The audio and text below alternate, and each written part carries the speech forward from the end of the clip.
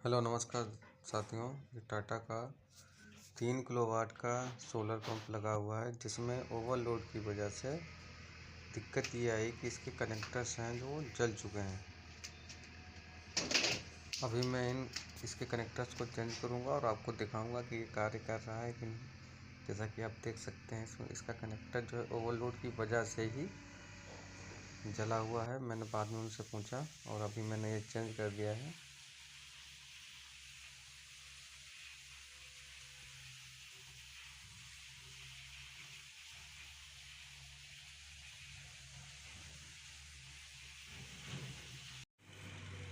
और अभी मैंने इसको ऑन कर दिया है, जैसे देख सकते हैं आप।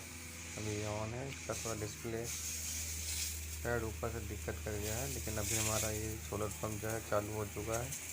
और आप यहाँ से ही देख सकते हैं, अंदाजा लगा सकते हैं कि प्रेशर कितना ज़्यादा है, पानी हेमा कैसे आवत जिसके कारण ये ओवरलोड हो रहा है।